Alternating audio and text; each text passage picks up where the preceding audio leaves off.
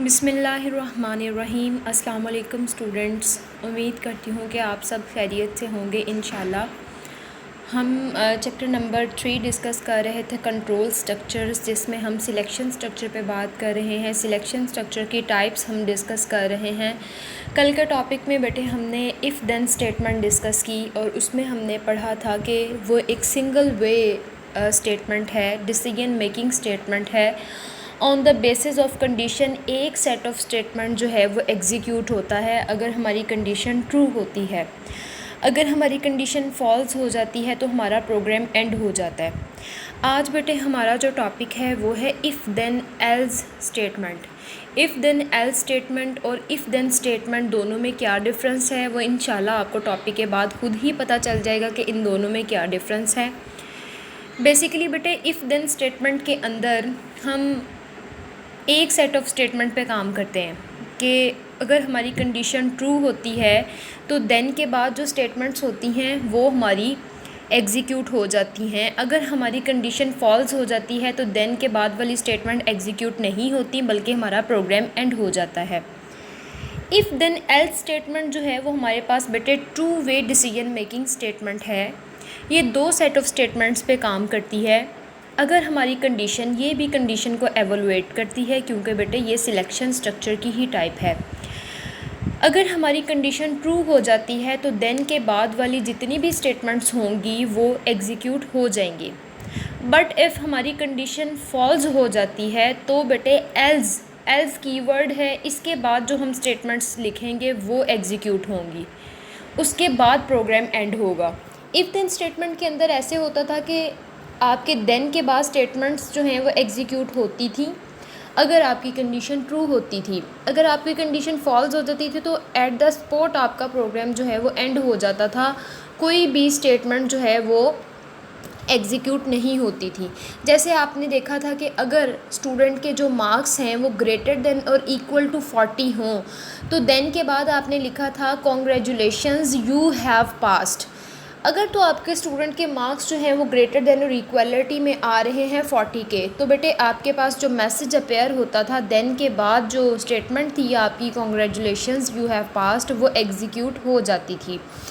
लेकिन अगर आपके स्टूडेंट के मार्क्स ग्रेटर देन 40 नहीं थे या इक्वल टू 40 नहीं थे, बिलो देन 40 थे, तो कोई भी मैसेज अपेयर नहीं होता था, कोई भी स्टेटमेंट एग्जीक्यूट नहीं होती थी, आपका प्रोग्राम जस्ट एंड हो जाता था। बट बेटे in case of if then else आप दोनों तरह से जो हैं वो काम कर सकते हैं। आपकी कंडीशन के ट्रू होने पे भी सेट ऑफ स्टेटमेंट्स एग्जीक्यूट हो सकती हैं और आपकी कंडीशन के फॉल्स होने पे भी सेट ऑफ स्टेटमेंट जो हैं वो एग्जीक्यूट होंगी। अब इसकी ज़्यादा समझ आपको एग्जांपल देख के आएगी, तो हम एग्जांपल की तरफ मूव करते हैं। सबसे पहले इसकी रीडिंग कर लेते हैं। If then else statement is two-way decision making statement that depends on the given condition. It is used to make two-way decisions. If the condition is true, it executes the statement or set of statements after then keyword. If the condition is false, it executes the statement or set of statements after else keyword. अगर तो आपकी condition true है तो then के बाद वाली, then keyword के बाद वाली स्टेटमेंट एग्जीक्यूट होगी। अगर आपकी कंडीशन बेटे फॉल्स है तो आपकी जो है वो एल्स कीवर्ड के बाद वाली स्टेटमेंट्स एग्जीक्यूट होंगी। यहाँ पे इसका सिंटैक्स देख लें। सिंटैक्स आपके पास है इफ़ के साथ आपने बेटे कंडीशन लिखनी है, जैसे इफ़ देन स्टेटमेंट में लिखी थी। यहाँ तक तो आपका पार्ट सेम है, देन के बाद तक। एल्स वाला पार्ट इसमें थोड़ा सा जो है वो इंक्रीज़ है। इफ़ के साथ आप कंडीशन लिखेंगे, उसके साथ आपने देन कीवर्ड लिखना है, देन के बाद जो स्टेटमेंट्स आप एग्जीक्यूट करवाना चाहते हैं वो लिखें। उसके बाद आपने एल्स लिखना है, एल्स के बाद भी आपने सेट ऑफ स्टेटमेंट देनी है जो आप एग्जीक्यूट करवाना चाहते हैं। इसी तरह से आप इफ़ के साथ कंडीशन लिखेंगे, कंडीशन के बाद आप देन का कीवर्ड यूज़ करेंगे, उसके बाद लाइन नंबर 1 दे दें, जो भी आप लाइन नंबर देना चाहते हैं। फॉर एग्ज़ाम्पल अपने प्रोग्राम की कोई भी लाइन नंबर यहाँ पे दे सकते हैं जो आप चाहते हैं कि एग्जीक्यूट हो। कंडीशन के ट्रू होने पे जो लाइन नंबर एग्जीक्यूट हो वो आप यहाँ पे पास कर सकते हैं। सिमिलरली एल्स के बाद भी आप वो लाइन नंबर पास कर सकते हैं जो आपको लगे कि आप कंडीशन के फॉल्स होने पे स्टेटमेंट जो हैं वो देना चाहते हैं, वो आप लाइन नंबर 2 में पास कर सकते हैं। गॉट इट बेटे?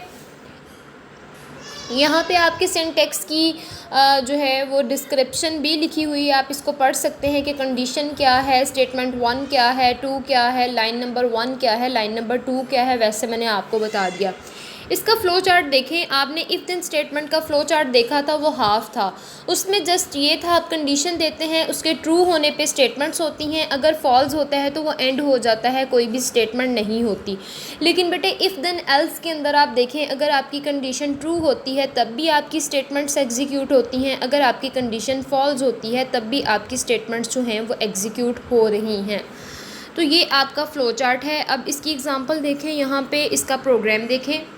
प्रोग्राम के अंदर देखें, सबसे पहले 10 लाइन नंबर पे CLS क्लियर स्क्रीन, उसके बाद 20 पे लिखा है input enter marks, marks enter करें, यूज़र कोई भी मार्क्स एंटर करे। 30 लाइन नंबर पे देखें, आपकी कंडीशन अप्लाई हो रही है, इफ़ मार्क्स, वो जो मार्क्स M में स्टोर हो रहे हैं M वेरिएबल में, उस M पे हमने कंडीशन लगाई है क्योंकि जो भी यूज़र नंबर बेटे एंटर करेगा वो M में स्टोर होंगे, ठीक है। If marks greater than and equal to 40 then print pass, else print fail.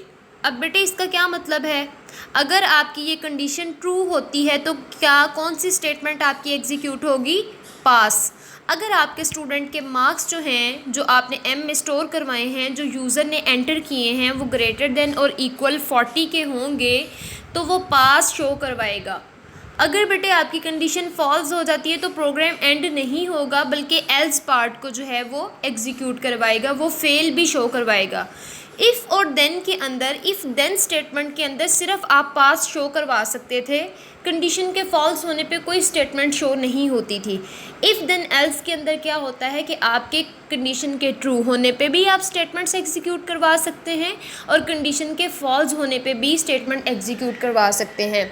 I think so जो इफ़ देन एल्स स्टेटमेंट है वो ज़्यादा रिलायबल है as compare to if then statement, क्योंकि इफ़ देन के अंदर जैसे ही कंडीशन फॉल्स होती थी कोई मैसेज अपेयर नहीं होता था, यूज़र को नहीं पता चलता कि हमारी कंडीशन जो है वो अप्लाई भी हुई है या नहीं हुई, वैसे ही हमारा प्रोग्राम एंड हो जाता है। बट बेटे इफ़ देन एल्स ज़्यादा रिलायबल है कि इसमें जब आपकी कंडीशन फॉल्स भी होती है तो आपका एक स्टेटमेंट का जो पार्ट है वो एग्जीक्यूट होता है, जो हमें ये बताता है कि हमारी कंडीशन फॉल्स हुई है और हमें एक प्रॉपर आंसर देता है। जैसे फॉर एग्जांपल आपने इसी एग्जांपल में देखा कि अगर स्टूडेंट के मार्क्स ग्रेटर देन और इक्वल टू 40 हैं तो वो पास भी शो करवा रहा है, अगर नहीं है तो वो फेल भी शो करवा रहा है। इस तरह से स्टूडेंट को आइडिया होगा वो पास है या फेल है, और टीचर्स को रिज़ल्ट बनाते हुए बहुत ज़्यादा आसानी होगी कि स्टूडेंट उसका पास है या फेल है। Got it. If then statement के अंदर जस्ट पास शो होता है, फेल शो नहीं होता, तो जो स्टूडेंट फेल होगा वो प्रोग्राम वैसे ही टर्मिनेट हो जाएगा, फेल शो नहीं होगा। So that's why if then else is more reliable than if then statement. इसी तरह से बेटे इसकी फ़र्दर बहुत सारी एग्ज़ाम्पल हैं, आप और भी इसकी एग्ज़ाम्पल्स चेक कर सकते हैं। जैसे यहाँ पे मैंने एक और एग्ज़ाम्पल ली है आपकी, सबसे पहले यहाँ पे नीचे से प्रोग्राम आपका स्टार्ट हो रहा है, ये लास्ट 2 लाइंस में CLS है आपका क्लियर स्क्रीन। 20 लाइन नंबर पे क्या है आपके पास, input enter first number A, आप फर्स्ट नंबर एंटर करें। फ़र्स्ट नंबर एंटर करने से क्या है कि आप वो A में स्टोर हो रहा है आपका फ़र्स्ट नंबर, और उसके बाद आपने यहाँ पे सेकंड नंबर जो है वो एंटर करवाया, वो B में स्टोर हो रहा है।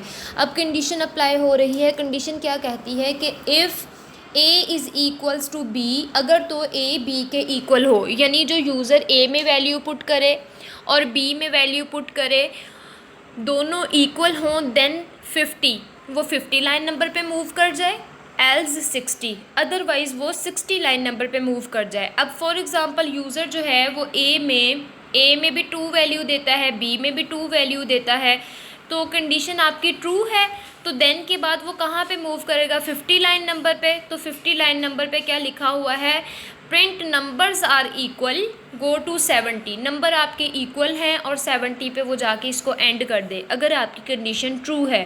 बट इफ़ अगर यूज़र जो है वो ए में 10 वैल्यू और बी में 13 वैल्यू देता है तो आपकी कंडीशन फॉल्स हो जाएगी, क्योंकि A is equals to B नहीं है, तो देन वाली स्टेटमेंट्स एग्जीक्यूट नहीं होंगी, एल्स वाली स्टेटमेंट एग्जीक्यूट होंगी। और एल्स के साथ लिखा है लाइन नंबर 60, तो 60 पे मूव होके वो आपको मैसेज दे देगा कि नंबर्स आर नॉट इक्वल, आपके नंबर्स इक्वल नहीं हैं। इस तरह से बेटे हम अपने सिचुएशंस पे डिपेंड करते हुए हम अपने प्रोग्राम्स में एक प्लेस से दूसरी प्लेस पे मूव हो सकते हैं, एक से ज़्यादा स्टेटमेंट्स जो हैं वो एग्जीक्यूट करवा सकते हैं, कंडीशन के ट्रू होने पे भी करवा सकते हैं और कंडीशन के फॉल्स होने पे भी करवा सकते हैं। Got it. और इफ़ देन एल्स स्टेटमेंट का पर्पज़ आपको पता चला कि हम इसको कंप्यूटराइज चेकिंग में बहुत ज़्यादा यूज़ करते हैं। अगर हम रिज़ल्ट मेकिंग पे वर्क कर रहे हैं तो हम बहुत सारी कंडीशंस बेटे अप्लाई कर सकते हैं। सिमिलरली हम ग्रेड्स पे वर्किंग कर सकते हैं, हम कंडीशंस अप्लाई कर सकते हैं कि if the marks of student greater than and equal to 70 show grade B. तो इस तरह से हम अपने रिज़ल्ट मेकिंग पे काम कर सकते हैं, बच्चों की पोजीशंस पे वर्किंग कर सकते हैं, तो हमारा बहुत सारा काम जो है वो रिड्यूस हो जाएगा, हमारा जो टाइम है वो बहुत ज़्यादा कम हो जाएगा और हमारा जल्दी जो है वो काम हो जाएगा। सो दैट्स वाई ये जो सिलेक्शन स्ट्रक्चर्स हैं हम अपनी वर्किंग में बहुत ज़्यादा आसानी पैदा करने के लिए यूज़ करते हैं।